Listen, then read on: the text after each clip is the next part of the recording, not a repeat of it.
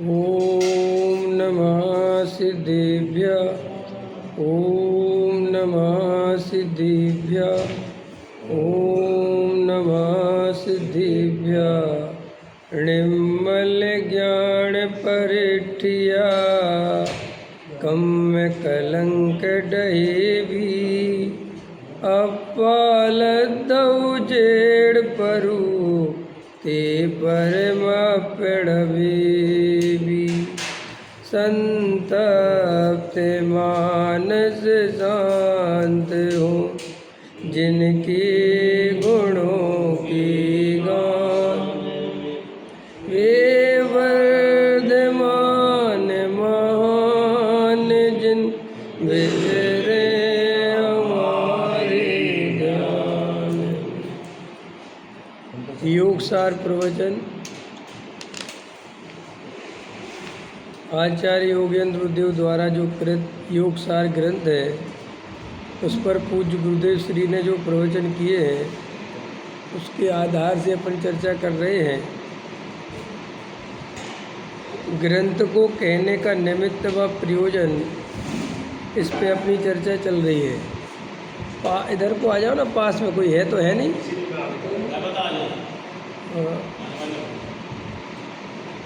ठीक है, चलो। आवाज़ आ रही मेरी? ये वाला पंखा बंद कर दो यार, बहुत देर का आवाज़ आ रही। बस ये ठीक। अब उधर के चलने दो चाहे, पर इधर से डिस्टर्ब था। देखो क्या कहते हैं। अब अपन को ग्रंथ को कहने का निमित्त व प्रयोजन ये कहते हैं आचार्य देव कि मैं किसके निमित्त से किस लिए ग्रंथ कह रहा हूँ, क्या प्रयोजन है।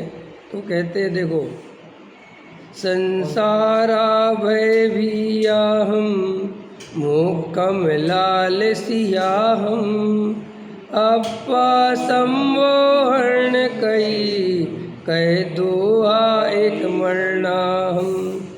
है मोक्ष की अभिलाष भयभीत संसार समर्पित यह देश न उन भव जीवों के लिए। क्या कहते हैं? संसार का भय रखने वालों के लिए व मोक्ष की लालसा धारण करने वालों के लिए आत्मा का स्वरूप समझाने के प्रयोजन से एकाग्र मन से दोहों की रचना की है। आचार्य श्री योगेंद्र देव कहते हैं, इस काव्य में जो जीव संसार से भयभीत हैं, अर्थात जिन्हें चार गति का भय लगता है, उन्हें स्वर्ग सुख हो या चक्रवर्ती का राज्य हो, प्रतिदिन अरबों की पैदाइश वाला सेठ हो या इंद्र पद प्राप्त हो, ये सब कल्पनाएं दुख हैं। इन दुखों से जो संत्रस्त हैं, ये दुख मुझे नहीं चाहिए। चार गति में जन्म मरण करना, संयोगों का मिलना सब दुखरूप है। ऐसी जिनकी चाहना है उनके लिए इस काव्य की रचना करता हूँ। धर्मात्मा को भी आराधना अधूरी रहने से ये सब संयोग मिलते हैं, उसका उन्हें खेद है। वह विचारता है, हमारा आत्मा सच्चिदानंद प्रभु पूर्ण ज्ञान और आनंद की प्राप्ति करे ऐसी शक्ति वाला है, और उसी को अरे रे ये संयोग मिले उसका खेद है। जैसे किसी को फांसी देने का निश्चय हो गया हो, उसे जैसा त्रास लगता है, ऐसे ही जिसे संसार से डर लगा हो उसके लिए योग सार का उपदेश है। जिसे एकाध भव स्वर्ग का चाहिए हो, जन्म मरण के त्रास से त्रस्त ना हुआ हो, उसके लिए हमारा उपदेश नहीं है। देखो आचार्य क्या कहते हैं कि वास्तव में यह जो ग्रंथ लिख रहे हैं, जो आत्मा की चर्चा कर रहे हैं, वो किन जीवों के लिए लिख रहे हैं और कौन से जीव आत्मा की बात समझकर आत्मा का अनुभव कर पाएंगे। एक कॉमन प्रश्न चलता है सब जगह, और जब वो प्रश्न उठता है तो लोगों को बड़ी जिज्ञासा हो जाती है कि साहब हमें इतना स्वाध्याय करने के बाद, इतना तत्व समझने के बाद, शास्त्रों के हिसाब से व्रतशील संयम धारण करने के बाद, घर परिवार छोड़ने के बाद भी हमें आत्मा का अनुभव नहीं होता। और आत्मा का अनुभव नहीं होता तो क्या होता है कि जब ये प्रश्न सामने आता है तो अपन लोगों ने इसके उत्तर जो है वो शास्त्रों से खोज लिए, और वो उत्तर क्या खोज लिए कि तुम तो अपनी आराधना करो, अनुभव जब होना होगा हो जाएगा। ख्याल में है, सब क्रमबद्ध में है, जब जो पर्याय आनी होगी तो आ जाएगी। अभी मैं कोटा में था, एक बहुत बड़े विद्वान मेरे से मैंने मिला या वो मिले, कुछ फ़र्क नहीं पड़ता, और उनने मुझसे यही कहा कि अपन को आत्मानुभव की क्या बात करना, वो तो जब होना होगा हो जाएगा, अपन को आत्मानुभव को इतना ऊर्ध्व क्यों करना। ख्याल में आया? अपन तो तत्व की चर्चा करो, वेद ज्ञान की चर्चा करो, अब जब होगी अनुभूति तो हो जाएगी, क्या फ़र्क पड़ता, अपन तो अनुभूति से भिन्न है। तो मैंने कहा वास्तव में भाई साहब अगर यही है, और अगर ऐसे ही अपन मानते रहेंगे और ऐसे ही चलते रहेंगे तो अपन अपने दोषों को, अपन कहाँ गलती कर रहे हैं ये पहचानेंगे कैसे। दुनिया में कोई ऐसा करता हो तो बताओ। अगर अपन किसी भी गंतव्य पे जाते हैं और थोड़ी देर चलते हैं तो अपन जागृत होकर देखते रहते हैं कि वो जो चिन्ह बताए थे वो चिन्ह मिल रहे कि नहीं मिल रहे हैं। और अगर वो चिन्ह नहीं मिल रहे तो अपन रुक जाते हैं कि यार उन्होंने कहा था एक दुकान मिलेगी, वो तो मिली नहीं। उन्होंने कहा था एक कचड़े का ढेर आएगा, वो तो आया नहीं। उन्होंने कहा था एक बड़ी मंजिल में बड़ा बंगला मिलेगा, मिला ही नहीं। कोई कहेगा चलते चलो, आना होगा जब आ जाएगी मंजिल, तुम्हारा काम तो चलना है। ऐसा ऐसा कोई दुनिया में करता है? कोई नहीं करता। हर व्यक्ति सचेत रहता है, सावधान रहता है कि भैया हमने इतना चला, और जो आचार्य भगवंतों ने जैसी बात करी थी वैसा तो हमारे अनुभव में कुछ आ ही नहीं रहा है। ना वैसा आनंद आ रहा है, ना वैसी शांति आ रही है, ना वैसा आत्मा का बल आ रहा है, कुछ आ ही नहीं रहा है। तो आखिर कहाँ गलती हो रही है? ये जब तक अपन विचार नहीं करेंगे और पर्यायों को योग्यता के भरोसे छोड़कर, और अपने लोग अपने अंदर क्या प्रॉब्लम है, स्वच्छंद होने की जो बात चलती है, तो अपन जो तत्व विचार नहीं करते, जो अपन होश में नहीं जीते, यही सबसे बड़ा स्वच्छंद होना है। ये क्रियाकांड करना नहीं करना, व्रत पालना नहीं पालना, मंदिर, ये कोई स्वच्छंद होने की बात नहीं है। स्वच्छंद माने जो बेहोश पड़े हैं, जो अपनी इच्छाओं की पूर्ति में लगे हैं। छंद माने होता इच्छा, जो अपनी केवल इच्छाओं की पूर्ति में लगे हैं, चाहे वे धर्म के नाम पर लगे हों, चाहे वे सांसारिक कर्म के नाम पर लगे हों, लेकिन जो केवल अपनी इच्छा की पूर्ति, जैसे अपन पूजा पाठ मंदिर भक्ति में आ गए, समझ में आया? तो इच्छा हुई ना, यहाँ इच्छा हुई और आ गए। प्रवचन सुनने की इच्छा हुई, आपने इच्छा सुन लिया, आपने प्रवचन सुन लिया, आप यहाँ से फिर घर चले गए। फिर आपको माना देख की इच्छा हुई तो आपने मंदिर में पैसे दे दिए, आपने माना देख की इच्छा पूरी कर ली। फिर आपको कुछ त्याग व्रत की लेने की इच्छा, आपने त्याग व्रत ले लिया, लेकिन आप इसमें कहीं में होश भी नहीं है आपको कि मेरा प्रयोजन क्या है। ये तो सब इच्छाएं हैं ना, कई प्रकार की इच्छाएं हैं, तो और आप एक एक इच्छा की पूर्ति करते रहते, चाहे वो त्याग रूप हो चाहे वो कुछ भी हो, उससे कोई फर्क नहीं पड़ता। इसका कारण मात्र ये है कि हम बेहोश रहते हैं, हम होश में नहीं हैं, हमें आत्मानुभव नहीं हो रहा, हमें वो शांति का वेदन नहीं हो रहा, तो हम पूछते नहीं हैं कि क्यों नहीं हो रहा साहब। और अगर पर किसी से पूछते तो वो कह देते हैं कि नहीं साहब आप तो अच्छा है, वो पर्याय की जब योग्यता होगी तब आ जाएगी। तो ऐसे तो कभी योग्यता होती नहीं। हमने औदिक भावों का स्वरूप नहीं समझा आज तक। देखो अभी थोड़े ताज़ा प्रसंग है ना, अभी आया हूँ कोटा से, मेरा कोई अन्यथा अभिप्राय नहीं है, लेकिन अभी जब आए हैं जहाँ से तो वहाँ की बातें तो आएंगी ना। ये तो बात आप पक्की समझते हो ना। देखो वहाँ पे मुझसे कहा गया कि साहब पहले तो बड़ी मुश्किल से जो चर्चा इतने सारे लोग बैठाए, और विकृति का विषय किसे दिया गया? मुझे, कि साहब विकृतियाँ क्यों बढ़ रही हैं, समाज में बढ़ती विकृतियों के लिए कौन जिम्मेदार है। ठीक भाई, इतने बड़े बड़े विद्वान बैठे थे, मैं तो छोटा सा विद्वान हूँ। इतना खतरनाक भारी काम मुझे दिया गया। और जब भारी काम दिया गया तो भारी तरीके से करना पड़ेगा कि नहीं करना है? और जब भारी तरीके से करते हैं तो लोगों को बुरा लगता है।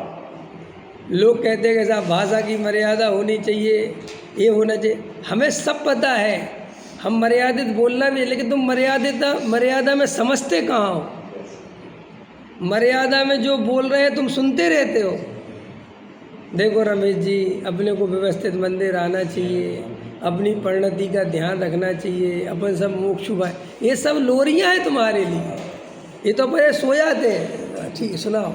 लेकिन जब मैं कहता हूँ भाई साहब आपको लगता है यार ये कुछ कहा गया, इसमें वक्ता की प्रॉब्लम नहीं है, ये तो श्रोताओं को रिझाने वाली है। ये तो समाज का बैलेंस बनाने की बात है। हम समाज का बैलेंस बनाते रहेंगे तो तत्व सुनाएंगे कब? लोगों को मेरे से एक ही शिकायत है कि आप खराब बोल देते हो, कड़वा बोल देते हो, खड़ा बोल देते हो, किसी का विचार नहीं करते। अरे मुझे एक बात बताओ, आप यहाँ पर सत्य सुनने के लिए आए हो कि आप बटरिंग करवाने आए हो? आप अपनी प्रशंसा सुनने आए? आप अपने तो अगर डॉक्टर आपकी प्रशंसा करे और आप बीमार हो तो आपका क्या होगा? डॉक्टर आपसे कहे कि आप तो बहुत अच्छे हो, सब खाया पिया करो, खूब लड्डू पेड़ा खाया करो, बहुत बढ़िया, डायबिटीज़ 300 हो गई, कोई बात नहीं, पर्याय की योग्यता है, तुम तो खाओ। तुम्हें हो सकता है वो डॉक्टर बहुत अच्छा लगे, लग सकता है, तुम कहोगे जी बहुत अच्छा डॉक्टर है, तुम तो बस दवाई लेते रहो हमारी। ऐसे अगर कोई विद्वान कहे कि तुम तो जो हो रहा है चलने दो, सेठ जी आओ बैठो, समय सार सुनो, सेठ जी कह रहे साहब मेरे पैसे में से सुख बुद्धि रहे मत निकलने दो, वो तो अपनी योग्यता से निकलेगी, तुम तो कमाओ और यहाँ दे जाओ और हमारी सुन जाओ। अगर अपन ऐसे ही मान्यता से चलेंगे तो सेठ बेचारे का होगा क्या? वो तो सेठ डूब जाएगा बेचारा। भैया ज्ञानी कौन होता है? जो अज्ञानी की नज़रों में बुरा बनकर भी उसका भला करना चाहता है, उसका नाम ज्ञानी।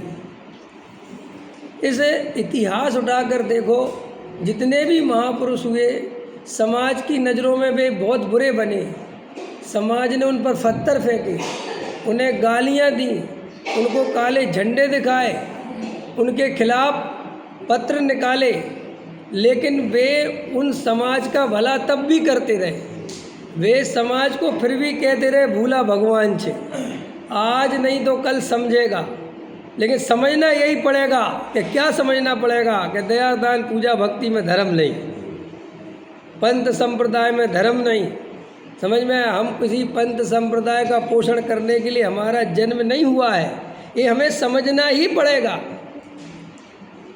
और जब अपन विकृतियों पर चर्चा करेंगे तो विकृतियों पर चर्चा फिर विकृतियों के हिसाब से ही होगी।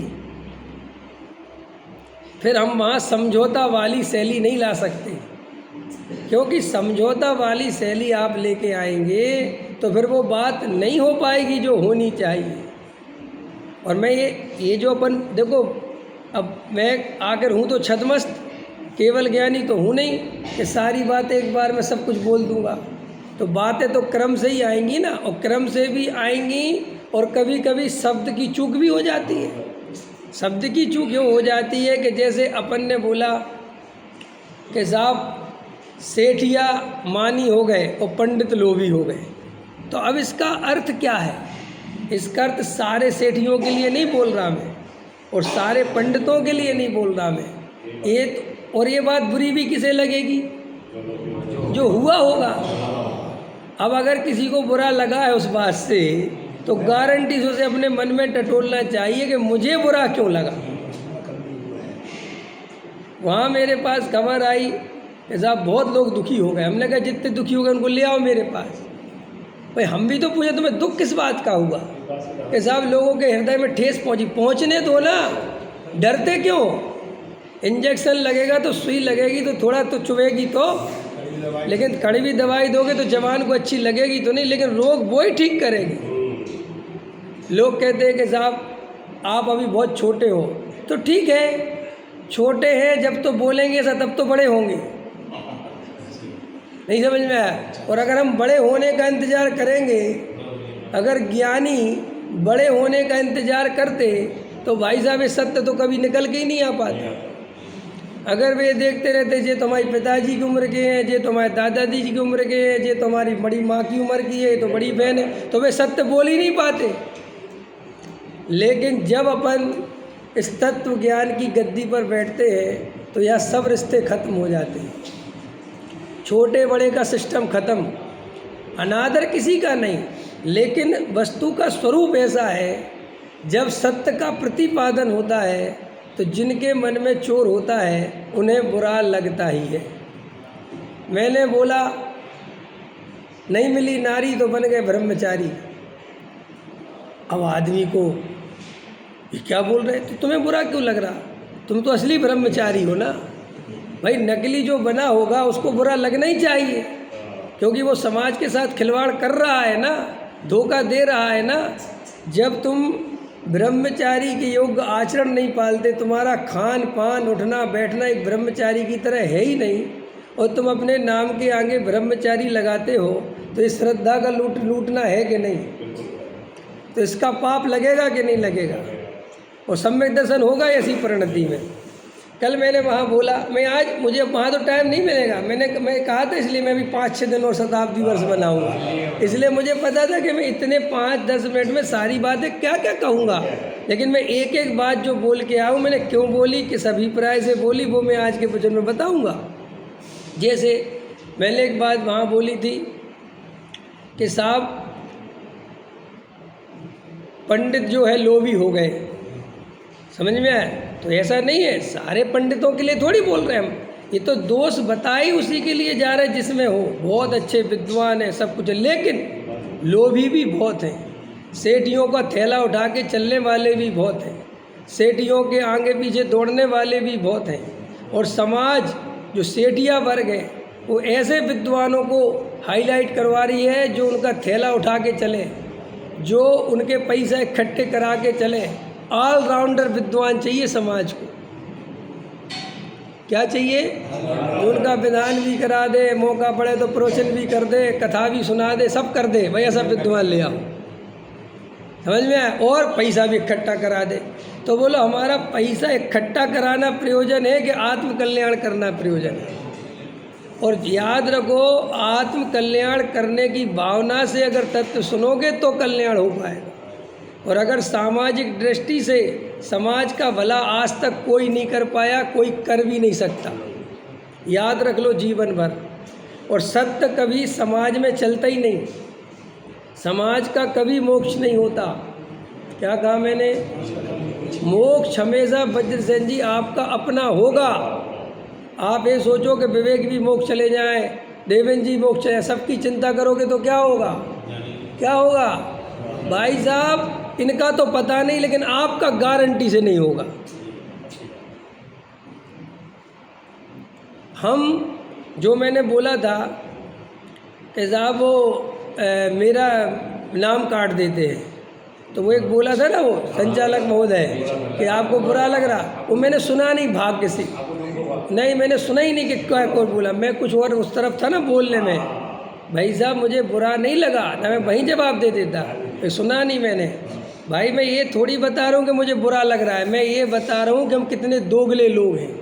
उस व्यक्ति की उसके सामने इतनी तारीफ करते हैं कि आप सत्य बता रहे हो, आप तो बहुत ही बढ़िया बता रहे हो, आपके जैसा तो कोई नहीं बता रहा, और उसी व्यक्ति का पीठ पीछे बुराई कर रहे हैं, नाम हटवा रहे हैं। तो ऐसी परिणति में, इतनी बेईमान परिणति में सम्यक दर्शन का फूल कैसे खिलेगा, मैं ये समझाना चाह रहा था।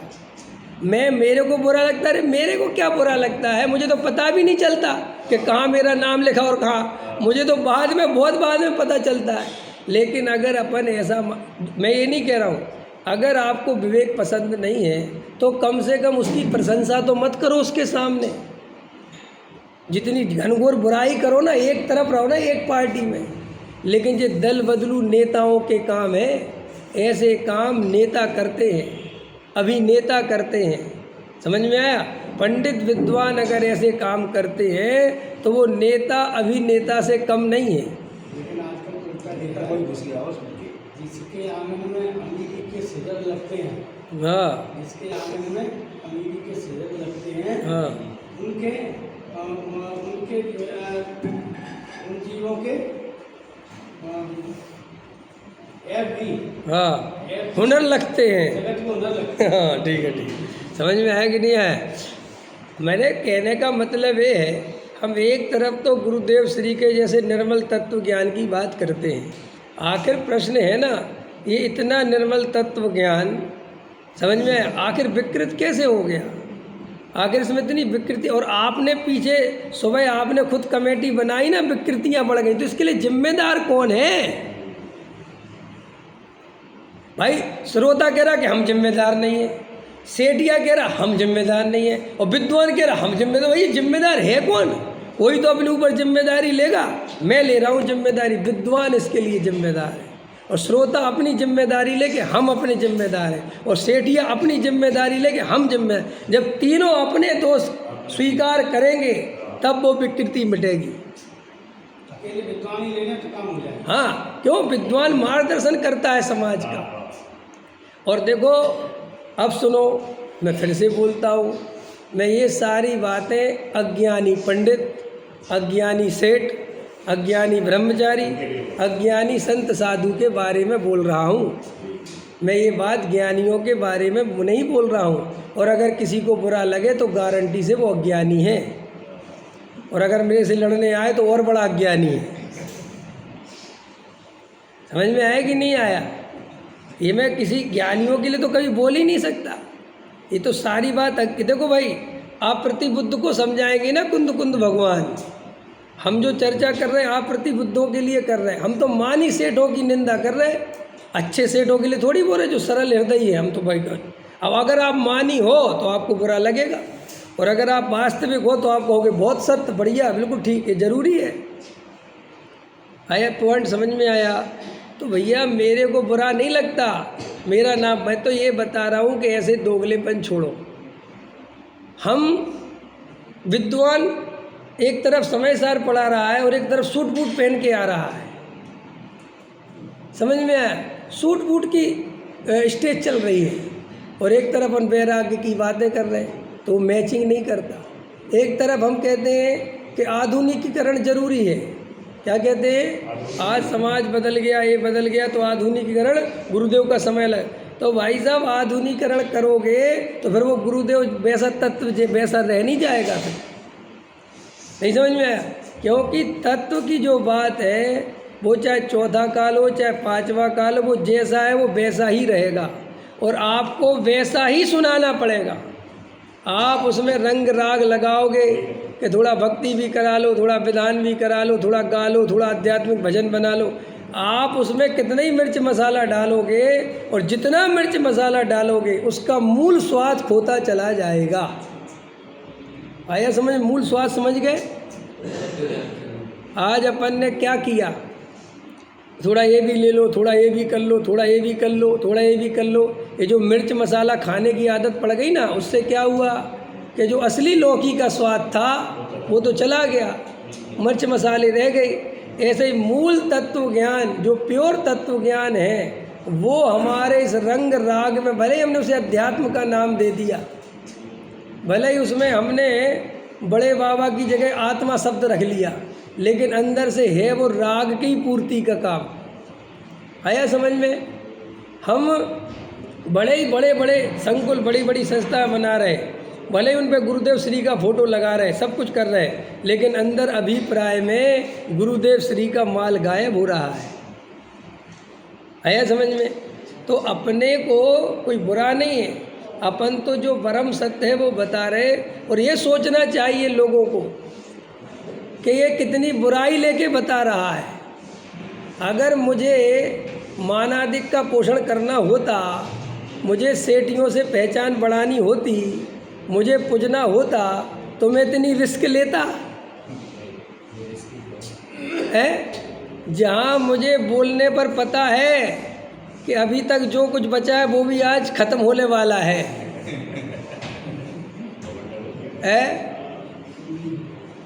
मैं तेरे इश्क में मर जाऊँ ना, क्या मैं तेरे इश्क में मर ना जाऊँ कहीं। मुझे पता है कि मरने की स्थिति आ रही है, तो भी मैं कह रहा हूँ चलो आज आखिरी दाव लगाई। तो नहीं समझ में आया? अभी तो शुरुआत है और हमने दाव पे अभी सब कुछ लगा दिया। अभी तो किसी ने मौका दिया था, हमने उसी दिन लगा दिया। मैं कहा आज ही ख़त्म करो, अब जिसको पच जाए, नहीं पचे तो नहीं पचे। हमने वहाँ एक बात कही, पता नहीं शायद उसका भी लोगों ने अन्यथा अर्थ ले लिया हो, लेकिन इसलिए स्पष्ट कर रहे हैं कि किसी को अन्यथा लगा हो तो वो इस प्रवचन से समझ जाएगा कि मैंने किस अभिप्राय से क्या बात कही। मैंने एक बात कही थी वहाँ कि साहब हमने राजन जी साहब का भी प्रवचन सुन लिया और हमने देवेंद्र जी साहब का भी प्रवचन सुन लिया, और हमने दोनों सुन लिया और हमें कुछ समझ में आता नहीं कि हुआ क्या है। तो उनको किसी को ऐसा न लगा हो विद्वानों को कि मैं उनके बारे में बोल रहा था। नहीं, मैं कुछ और कहना चाहता था। मैं ये कहना चाहता था कि देवेंद्र पंडित जी ने ये बोला कि सम्यक दर्शन की पर्याय को मेरा दर्शन करना हो तो करे, मुझे सम्यक दर्शन की जरूरत नहीं। आपने इस पर भी ताली बजा दी, आपको ये बात भी बहुत बढ़िया लगी। फिर उसके बाद राजन जी साहब का वचन था, उनने क्या बोला? उनने बोला कि बाबूजी कहते थे कि अगर एक गिलास पानी, आधा गिलास पानी की प्यास है और तुमने अगर एक गिलास पानी ले लिया और आधा गिलास पानी फेंक दिया तो तुम्हें सम्यक दर्शन नहीं होगा। अब ये दोनों बातों में से तुमने क्या समझ में आया? तुम्हारा ना आधा गिलास पानी ख़त्म हो रहा, नहीं समझ में आया? तुम्हारी वो परिणति भी जो की तो चल रही, नहीं समझ आया? तुम्हें अगर वास्तविकता ये बात, और तुम ये भी पचा जाते हो कि सम्यक दर्शन को मेरा दर्शन करना हो तो भैया सब पचा जाते हो तो कम से कम पूछा तो करो साहब करना क्या है, ये बात चल क्या रही है। एक तरफ तो कह रहे हैं कि आधा गिलास पानी, तुम उसको भी सुन लेते हो। एक साथ इतने सारे प्रवचन श्रोता सुन लेते, ये बात मैं बोल नहीं पाया। वास्तव में मोक्षु समाज जैसे श्रोता कहीं नहीं मिलेंगे जो सब कुछ सुन लेते हैं, वहीं बैठे रहते, तो घर चले जाते और बाद में पूछो तो कहते सब अनेकांत की दृष्टि सबका सही है। उनने सपेक्षा कहा था, उनने सपेक्षा कहा था, उनने सपेक्षा कहा था। बाबूजी क्लिप चली थी ना, उसमें बाबूजी ने कहा अनेकांत की मिट्टी पलीत जितनी जैनियों ने करी है वो किसी ने नहीं करी। बाबूजी अनेकांत की कह रहे हैं। ऐसे ही हम लोगों ने जो नयों के नाम पे और अपेक्षा के नाम पर जो अपन ने मट्टी पलीत अपनी कर रखी है, बातें बढ़िया बढ़िया, उत्तर सारे 6 उपसम ज्ञान से, और अंदर हमें कोई संसार का भय, संसार का दुख, कोई तत्व विचार। अरे सम्यक दर्शन का विषय कौन से मुमुक्षुओं को पता नहीं है, लेकिन आत्मानुभव की जो विधि है तत्व विचार, उसको करने के लिए कोई राजी नहीं। मुझे एक विद्वान बोले, साहब आप गुरुदेव की शैली देखो, समझ में आया, और आपकी अपनी देखो साहब। अपन क्या गुरुदेव के हिसाब से काम कर रहे हैं? मैं कैसे कर सकता हूँ गुरुदेव के हिसाब से काम? कर सकता हूँ मैं? आप मुझे मैं गुरुदेव देख सकते हो क्या? पूछो, क्या जवाब दूंगा मैं हर बात का जब प्रश्न उठा रहा हूँ। भाई गुरुदेव तुम्हारी नज़रों में आए 65 साल की उम्र में, कितने साल की उम्र थी? और मैं अभी 2-3 दिन पहले हुआ हूँ 40 का। अब एक 65 साल का व्यक्ति जो 100 वर्ष पहले बोल रहा है और एक आज 40 साल का व्यक्ति जो आज के परिवेश में है, मेरी पढ़ाई लिखाई, मेरी शिक्षा दीक्षा अलग है, गुरुदेव का समय अलग है। मैं गुरुदेव श्री जैसा, आप समझ रहे ना भाई, मेरा और उनका कैसे बैठेगा? मैं आज की विकृतियों पे बोलूँगा, वे उस समय की विकृतियों पे बोलते थे। गुरुदेव का ज़माने में दया दान पूजा भक्ति कर्म कांड समझ में इतना हावी था, इतना ज़्यादा उसमें धर्म घुसा हुआ था कि कोई आत्मा की बात सुनने को तैयार नहीं था, कोई वेद ज्ञान की चर्चा करने को तैयार नहीं था। तो गुरुदेव श्री वो महापुरुष थे जिनने इस जगत में अब सम्यक दर्शन का, बाबूजी की भाषा में कहें तो आविष्कार किया। सम्यक दर्शन का माने सम्यक दर्शन जिसके आश्रय से होता है, इस बात को बताने वाला, ढंग से समझाने वाला कोई इस कली काल में हुआ तो वो अभी अपने नज़दीक में, तो वो हुए गुरुदेव श्री।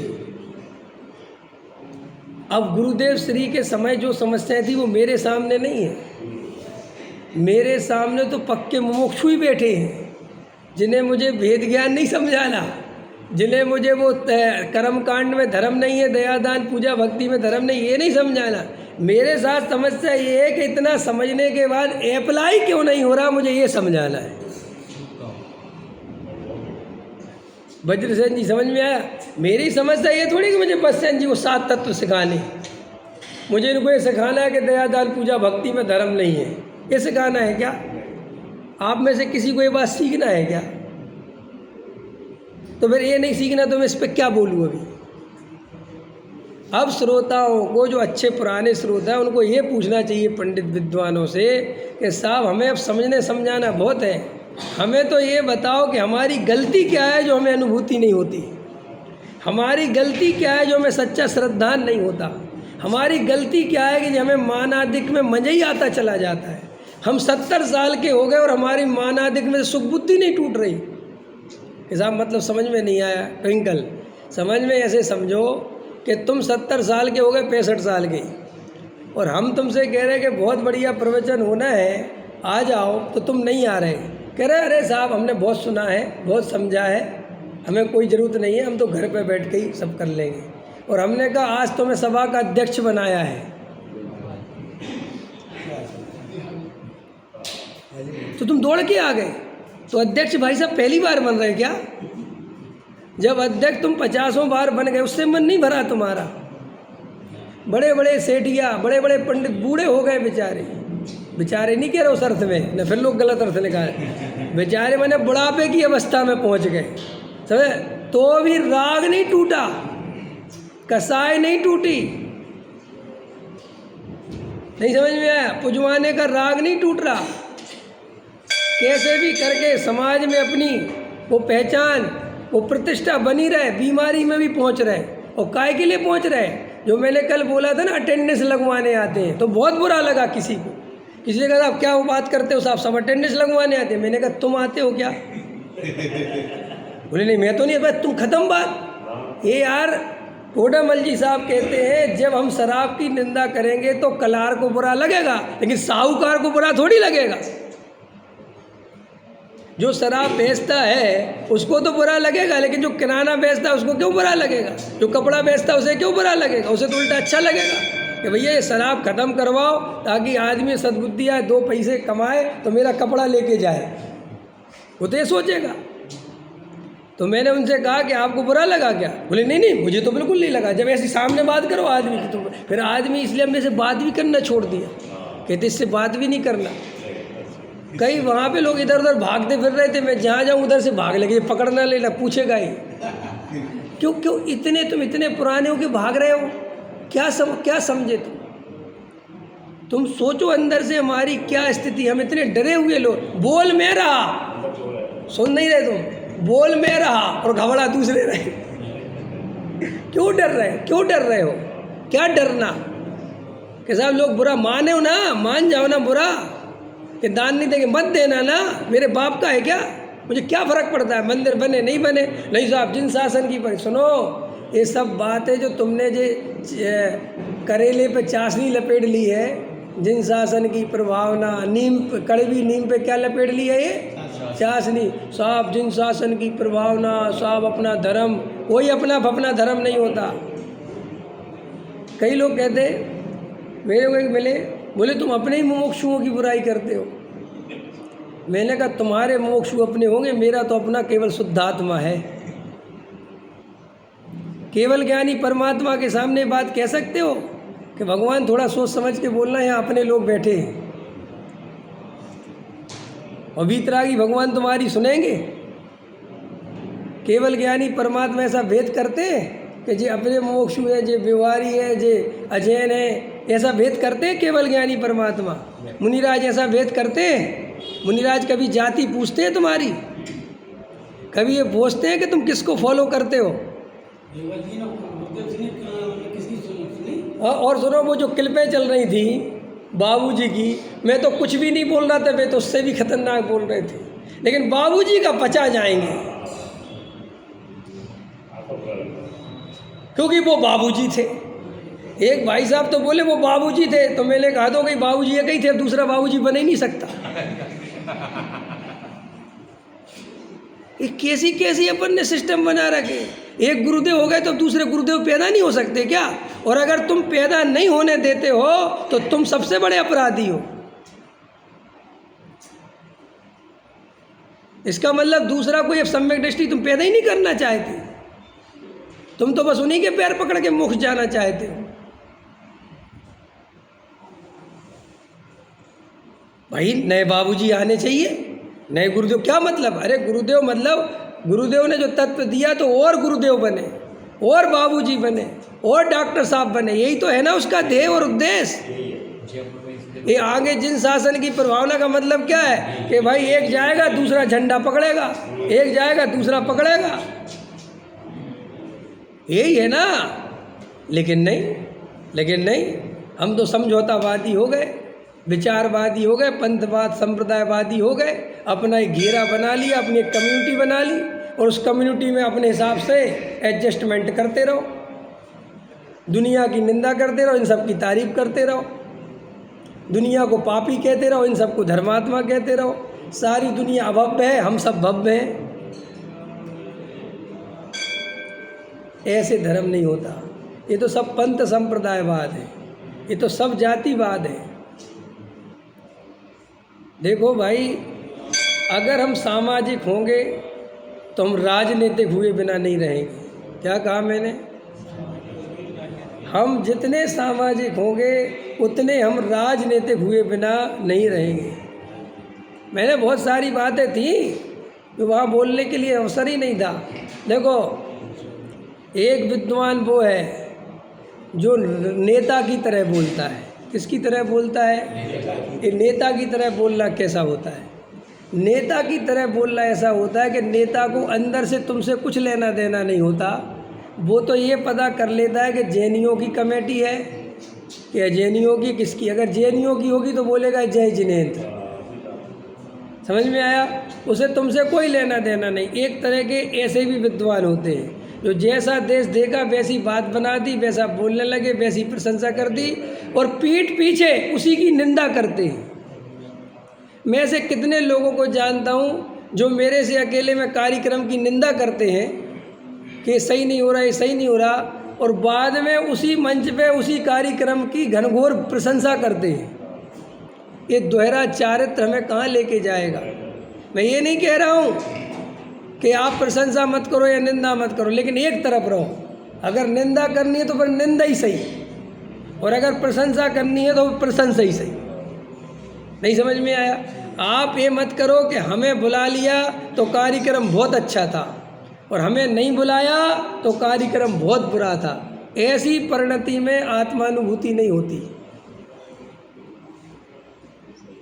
ईमानदार बनो, और कम से कम समय सार जैसे परमागम को पढ़ने वाले, मोक्ष मार्ग प्रकाशक जैसे ग्रंथों को समझने वाले पूज्य गुरुदेव श्री के अनुयायी अगर इतने ईमानदार भी नहीं होंगे तो ये तत्व ज्ञान कहाँ टिकेगा, कैसे चलेगा?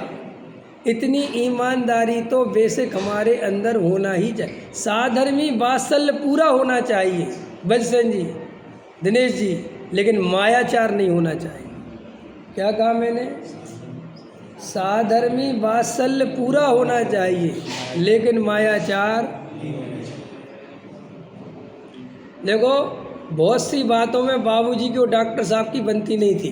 कुछ कुछ मतभेद रहते थे किन्हीं किन्हीं बातों पर, लेकिन आप विश्वास नहीं करोगे, बाबूजी डॉक्टर साहब की इतनी चिंता करते थे, इतनी चिंता करते थे कि मेरे को पता है, उनके पोते ने मुझे बताया कि हर 2-4 दिन में डॉक्टर साहब को फ़ोन लगवा के उनका पूरा हालचाल लेना और डॉक्टर साहब को बताना कि अब आप इतना नहीं जाओगे, अब आपकी इतनी उम्र हो गई है, अब आपको इतना नहीं करना है, अब आप रुको, ज़्यादा खिंचाई नहीं करनी है।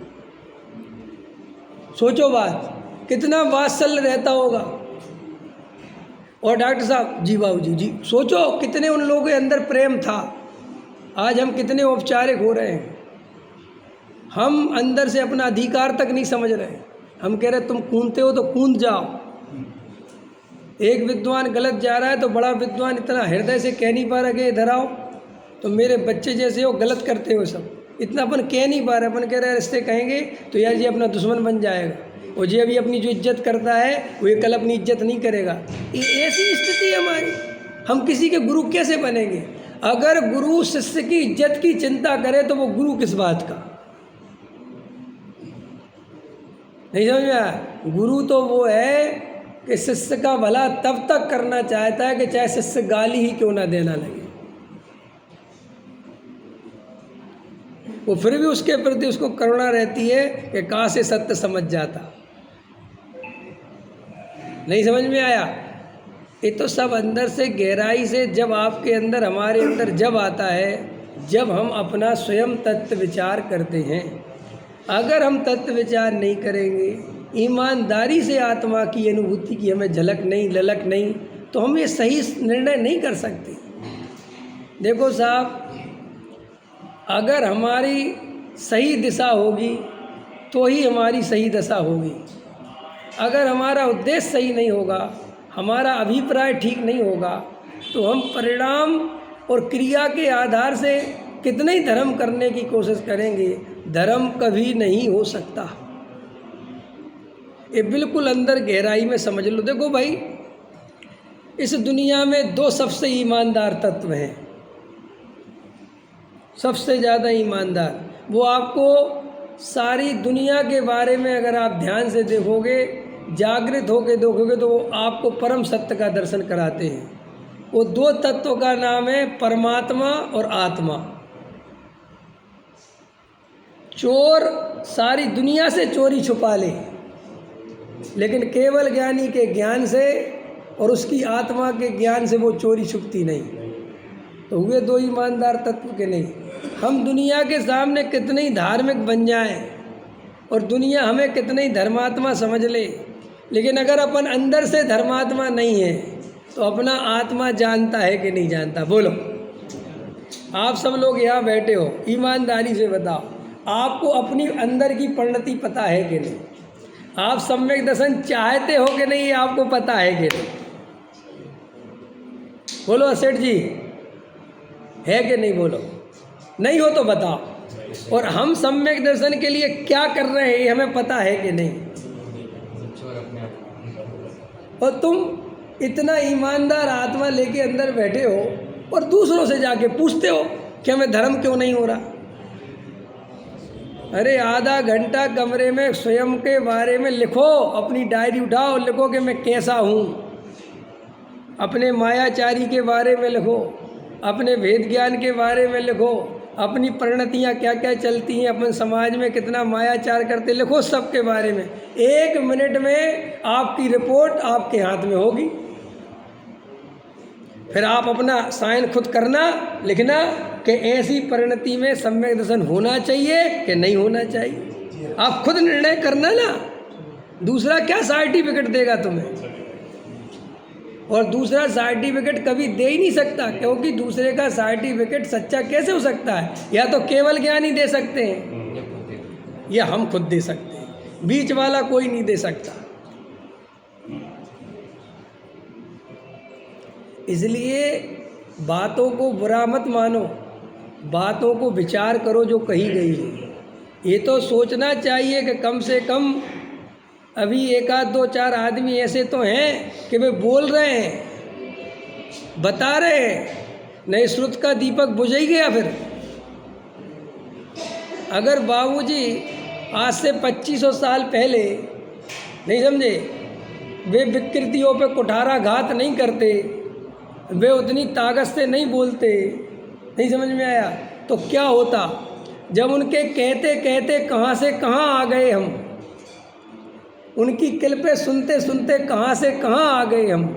तो अगर वे नहीं कहते तो और ना जाने कहाँ से कहाँ पहुँच जाते हम।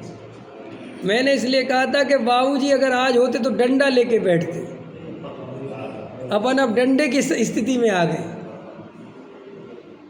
नहीं समझ, अपन अब बातों के काम बचे ही नहीं अपने पास। बातों में तो अपन इतने होशियार हो गए कि अच्छे से अच्छे पंडित जी को धर्मात्मा बता दें।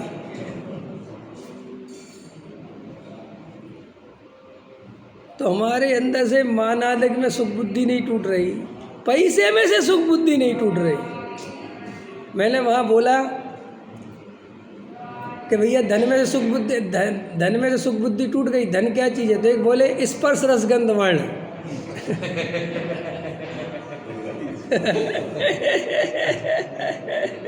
ये ऐसी सब बातें करते नहीं समझ रहा है। अपन का साहब सम्मेसन, अरे सम्मेसन एक समय की परे आए, अपन तो उससे पार है। अरे भैया प्रॉब्लम तो यही है कि ज्ञानी कहाँ बैठकर ये बात बोलते हैं और अज्ञानी उसे कहाँ बैठकर समझता है, ये बहुत बड़ी प्रॉब्लम है। क्योंकि ज्ञानी अज्ञानी जैसा बोलता रहे तो ज्ञान का कार्य तत्व ज्ञान की बात आए कैसे, और ज्ञानी सच्ची बात बोले तो अज्ञानी को समझ में आए कैसे? कितनी प्रॉब्लम है, बोलो। नहीं समझ में आया मैंने क्या कहा? अब ज्ञानी असली बात यही है कि सम्यक दर्शन को मेरा दर्शन करना हो करे, परम सत्य है, लेकिन इसको बोलने वाला कहाँ बैठ के बोल रहा है और सुनने वाला कहाँ बैठा है, प्रॉब्लम यहाँ से क्रिएट होती है। हमारी धन में से सुख बुद्धि निकली नहीं, मानादिक में से सुख बुद्धि टूटी नहीं, मायाचार छूटा नहीं, समझ में आया? कसाय ज्यों की त्यों हैं। और थोड़ी बहुत सम्यक दर्शन की चिंता होती भी थी, थोड़े अपने दोष दिखाई भी देते थे, थोड़ी अपनी गलतियाँ लगती थी, अपराध भाव लगता था, और प्रवचन ये सुन लिया कि सम्यक दर्शन तो एक समय की पर्याय है, ये तो सब औदिक भाव है, ये तो सब अपनी योग्यता से होते हैं, इन भावों के कर्ता हम हैं ही नहीं। समझ में आया कि नहीं आया? और कुछ नहीं, तुम तो ये बात सुनते हो तो कुछ नहीं, तुम तो आने वाले समय मोक्ष चले जाओगे, भब्बो। ऐसी 10-20 बातें सुन के याद करके अपने को भ्रम से धर्मात्मा मानकर उन्हीं औदिक भाव में सुख बुद्धि लगी रहती है। उसी सम्यक दर्शन की जो चिंता थी वो तो छूट गई, और बेटे की चिंता ज्यों की त्यों चल रही है, दुकान की चिंता ज्यों की त्यों चल रही है, कमाने की चिंता पूरी चल रही है। जरा सा धन डिस्टर्ब हो जाए, किसी से 1 लाख रुपए आने हो और वे मर जाएं तो 2 दिन नींद नहीं आवे, तब इसे क्रमबद्ध पर्याय याद नहीं आती। क्यों है? तब तुम्हें चारित्र मोह याद नहीं आता। और बाकी धर्म के क्षेत्र में हमने कहा साहब स्वाध्याय में क्यों नहीं आए? अरे साहब योग्यता है साहब, आज योग्यता ऐसा ही थी, परे आएगी नहीं आने की। ओहो गजब का सीख लिया तुमने, तो पैसा डाल के देखो 2000 फेंको इधर और कहो कि योग्यता थी, फेंक दी, निकलो यहाँ से, देखते हैं। लाख रुपए पे योग्यता के भरोसे छोड़ के दिखाओ। कुंद कुंद भगवान जब 5वीं गाथा में भगवान आत्मा दिखाने की प्रतिज्ञा करते हैं तो वो कहते हैं कि छल ग्रहण मत कर लेना, क्योंकि कुंद कुंद भगवान भी जानते हैं कि श्रोता कितना खतरनाक है। ये आप समझ रहे? कुंद कुंद जैसे महापुरुष वे कह रहे कि छल ग्रहण मत कर लेना, माने वे भी कह रहे कि भाई साहब मैं बहुत सुलझा हुआ आदमी हूँ, नहीं समझा, भावलिंगी संत हूँ, लेकिन मुझे पता है तू कहाँ खड़ा है, मैं बात बहुत ईमानदारी से कह रहा हूँ, लेकिन तू छल ग्रहण कर सकता है क्योंकि अनंत बार किया है।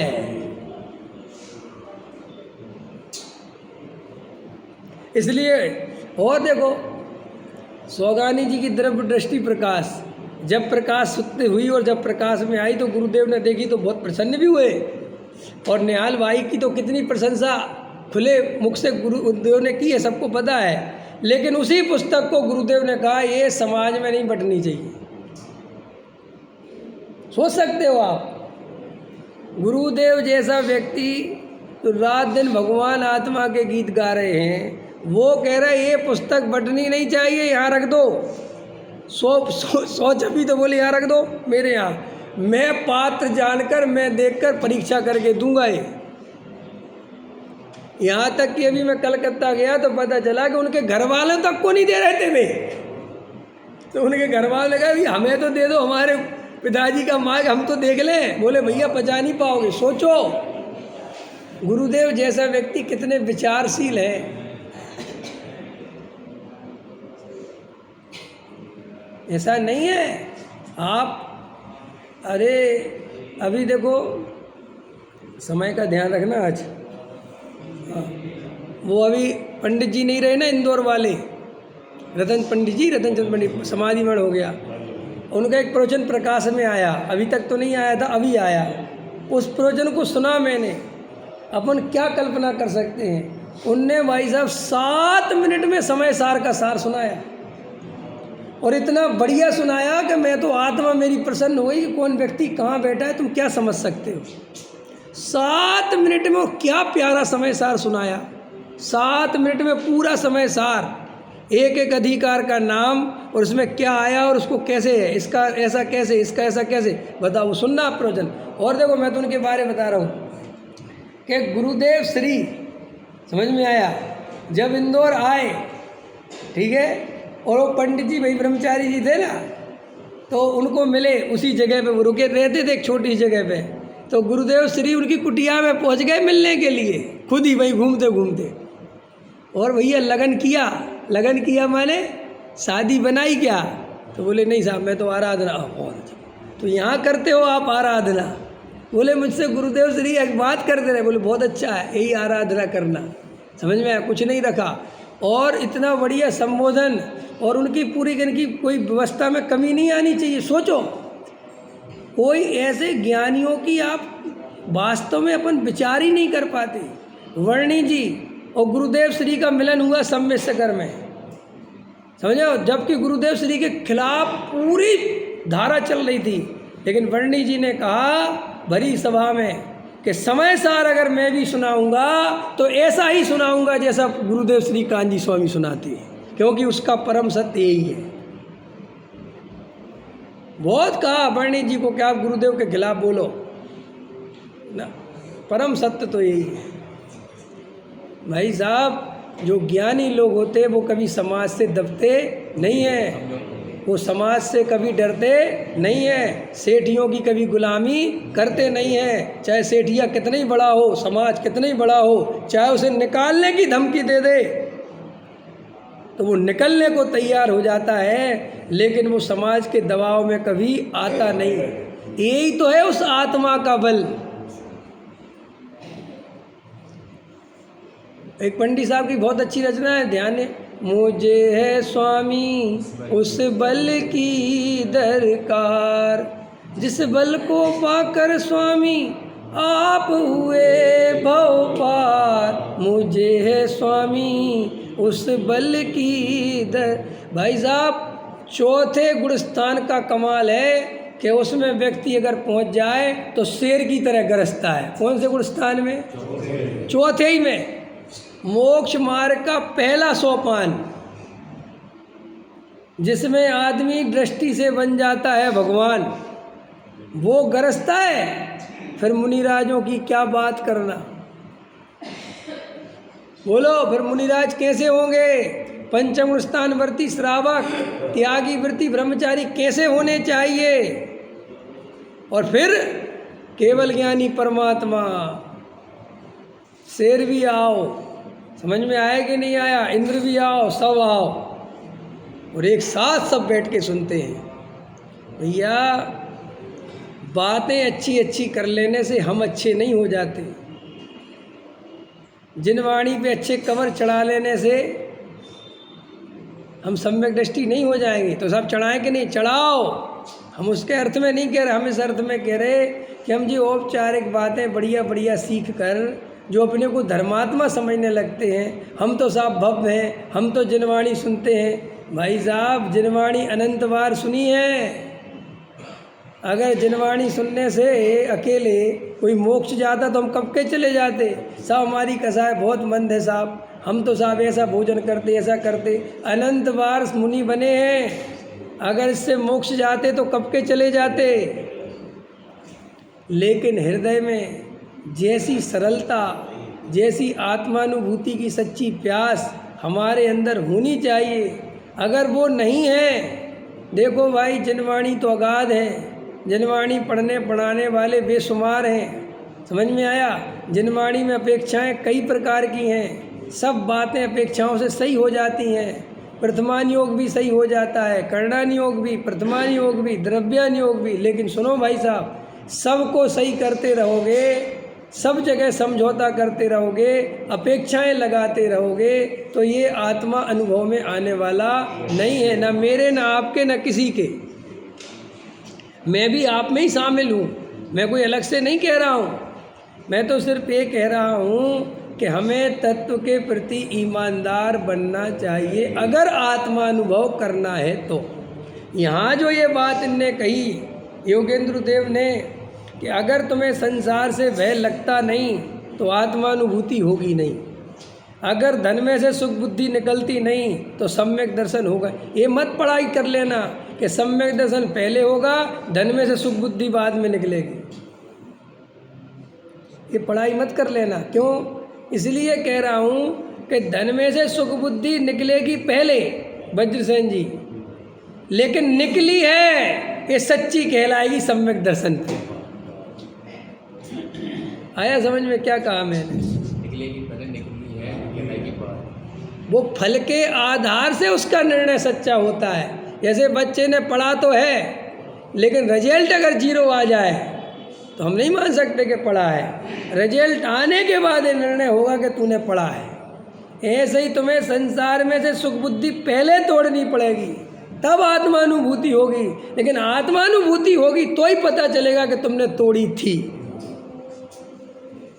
और अगर आत्मानुभूति नहीं हो रही है, तत्व की श्रद्धा नहीं हो रही है, वेद ज्ञान नहीं चल रहा है, तो श्री गुरु कहते हैं फिर अंदर चेकिंग करो कि कहीं ना कहीं कोई गलती चल रही है। सम्यक दर्शन बिल्कुल गणित जैसा है।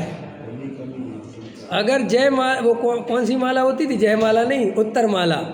अगर उत्तर माला में उत्तर सही नहीं मिल रहा है तो तेरे सवाल को चेकिंग करो। बोलो इंजीनियर साहब, तो आप तो इंजीनियर हो ना, आप लोग ये बनाते हो ना नक्शे वगैरह सब, तो भाई साहब अगर एक भी लाइन गलत गन गई, एक भी स्ट्रक्चर गलत, तो पूरा नक्शा बेकार। आया समझ में? मैथ्स करते थे रमेश जी, मैथ्स गणित, तो कैसे होती है कि अपन ने उसमें से उठाया और फिर अल्फ़ा बीट sine beta cos theta theta बटे साइन और ये सब लगा के फॉर्मूले कर करके करते जाते थे ना। और टीचर क्या समझाता था? क्या समझाता था कि पहले अपनी गणित करना, अपना सवाल करना, उत्तर माला बाद में देखना। और अपन क्या करते थे? अपन पहले क्या करते थे? उत्तर माला देख लेते थे। और कई बच्चे बिल्कुल कमज़ोर होते थे तो वे कहीं का खास टीटा टास टीटा लगा देंगे और नीचे उत्तर सही लिख देंगे, तो उत्तर सही हो गया। ऐसे ही उत्तर अपन सही कर रहे हैं, ऐसे ही उत्तर सही कर रहे हैं अपन, बिल्कुल ऐसे ही। ना फॉर्मूले सही लग रहे हैं ना कुछ, उत्तर लेकिन पहले ही देख लिए। सम्यक दृष्टि कैसा होता है? ऐसा ऐसा होता है, तो बस वैसे वैसे चोला ओढ़ लिया। सम्यक दृष्टि कैसे होता है? सब ऐसे प्यारा प्यारा बोलता, मीठा मीठा, बाबूजी जय जिनेन्द्र, बाबूजी जय जिनेन्द्र, सोचता मैं सम्यक दृष्टि हो गया। एक विद्वान मिले मेरे को, मैंने कहा एक बात बताओ, अकेले में ले गया उनको, मैं अकेले में ले जाता हूँ क्यों? मैंने कहा आप सरल हो कि आप डरते हो? बोले क्या मतलब? मैंने कहा इतना सरल होना आदमी का कठिन है आज के समय, जितने आप मुझे लगते हो। और आप सरल भी नहीं हो, क्योंकि पीठ पीछे आप बुराई भी करते हो सबकी, सबकी कमियां बताते हो। और सामने वही आदमी पड़ता है तो आप बिल्कुल बाबूजी पर एकदम ऐसे हो जाते हो जैसे आपसे ज़्यादा सरल आदमी खोजना पृथ्वी पर मुश्किल है। तो बोले बस तू तो मजाक करवा लो मेरे से। उनसे मेरा मजाक चलता है बहुत। अब मैंने कहा मैं मजाक ही कर रहा हूँ, लेकिन कह तो सही रहा हूँ, आप विचार करना। समझ में आया? ये सम्यक दृष्टि की नकलें मत करो। इस शास्त्रों में से पढ़ के 8 अंग सीख लिए, ये झूठा वात्सल, झूठा उपगूहन, हम सब दोष नहीं बताना चाहिए। कहाँ नहीं बताना चाहिए? तुमसे तुम्हारे नहीं बताना चाहिए, इनसे इनके नहीं बताना, इनके तुम्हें बताना चाहिए, तुम्हारे इनको बताना चाहिए। ये उपगूहन अंग है। उपगूहन अंग समझते हो ना? उपगूहन अंग समझते हो कि नहीं समझते? पहले दूसरों के दोष ढांकना, ये व्यवहार वाला उपगूहन। तो अपन ढांकते हैं, हृदय पे हाथ रखो कि कैसे ढांकते हैं। कि ऐसे ढांकते कि दिनेश जी के अंदर अवगुण दिख रहा, लेकिन मैं दिनेश जी को नहीं बता रहा, वज्रसेन जी को बता रहा। और जो वज्रसेन जी के अंदर दिख रहा वो दिनेश जी को बता रहा हूँ। मैं दोनों की नज़रों में हीरो, दोनों की नज़रों विवेक जी बहुत अच्छे हैं, क्योंकि अभी विवेक जी तुम्हारा गुण तुम्हीं को बता दें तो सबसे बुरे विवेक जी हो जाएंगे। ये उपगुहनंग नहीं है, तो भयंकर मायाचार पाप है। अगर किसी की कोई बात अच्छी नहीं लगती भैया तो जाके उसी को बताओ कि साहब हमें आपकी ये बात समझ में नहीं आई, तो ईमानदार कहलाओगे। सम्यक दृष्टि ऐसे मायाचार नहीं करते। निशंकितंग किसे कहते? 7 तत्व याद हो गए साहब, हमें इनमें कभी शंका नहीं है। भैया वो जिनवाणी के आधार से शंका नहीं है।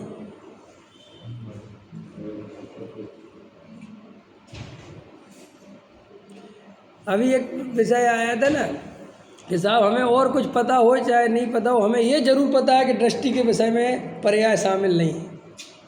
गजब हो गया। ये बात तुम्हें पता है और बाकी कुछ पता नहीं है। ये बात पता होने के लिए बाकी का सब पता होता है, तब ये बात समझ में आती है। आया समझ में कि नहीं समझ में आया? ये कहाँ का विषय है, कहाँ जाके मिलता है और हम कहाँ जाके बैठ के समझ बैठे हैं। एक आया मेरे पास, बोले साहब पूजा पाठ अभिषेक वगैरह में ना कोई धर्म नहीं है। नया युवक में को नया लड़का। मैंने कहा अच्छा, बहुत अच्छी बात साहब, ये तो सब जड़ की क्रिया है। अच्छी बात साहब, भगवान के ऊपर जल डालने से क्या होता है? बहुत अच्छी बात। मैंने कहा धरा। मैंने कहा तुमने कितने बार पूजा पाठ करा, कितने बार गए तुम अभिषेक करने? कह रहा एक भी बार नहीं। हमने कहा हो गया तुम्हारा कल्याण। क्या करेंगे हम?